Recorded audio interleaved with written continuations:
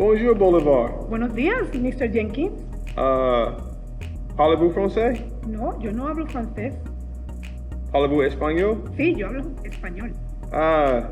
Je ne comprends pas espagnol. Yo no hablo francés.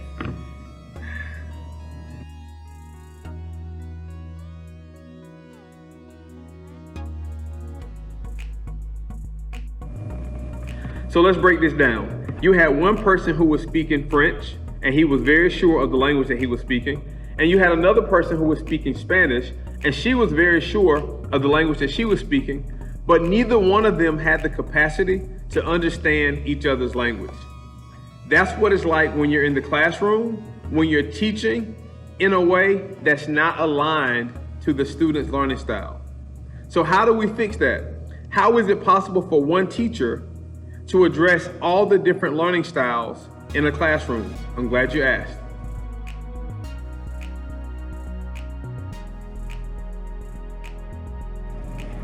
So what are the learning styles? One learning style is verbal. That means that students learn by the use of vocabulary, by terms, and they actually learn by writing. Another learning style is visual. That means students need to see it. That means students grasp it at a high level by using charts, by using PowerPoints, by using any kind of like diagrams.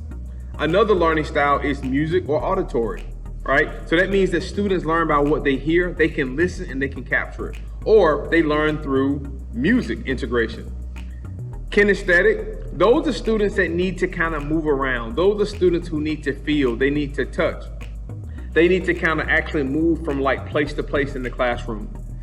Logical and mathematical, those are students who learn by using like logic and reasoning. Social, those are students who they do better in groups with other students, small groups, teams, collaborative efforts. Solitary, those are students who actually do better when they work alone. And combination, that's just when students have a little bit of both. That means that not only am I a visual learner, but I may actually learn kinesthetically. That means that I need to kind of move.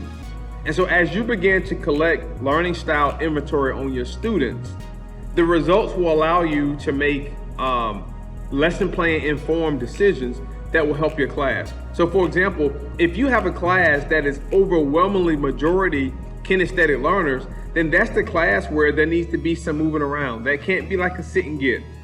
Or if you have students that the learning style is majority auditory, that means that you could actually give a 20 to 25 minute lecture and they'll remain engaged, then guess what? That's fine. So my advice to you is to collect some learning style inventory. I'll share a link with you in which you can collect that data and begin to figure out how your kids learn in the classroom, and then pair your lesson plan with their learning style so that it doesn't become two entities speaking two different languages, but they become uniform in their language and they actually begin to understand each other, which will begin to add clarity and capacity building in your classroom. Thank you.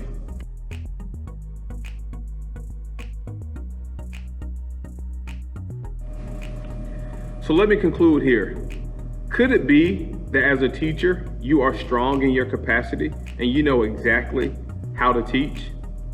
And could it be that the students in your classroom have a desire to learn, but could it also be that there are two different languages being spoken? A, the language in terms of how you teach, and B, the language in terms of how the student learns. So I believe that if we can kind of get everyone in your classroom speaking the same language in terms of their learning style and in terms of your teaching style, I believe that great things can continue to happen, not only for you, but also continue to happen for your students in your class.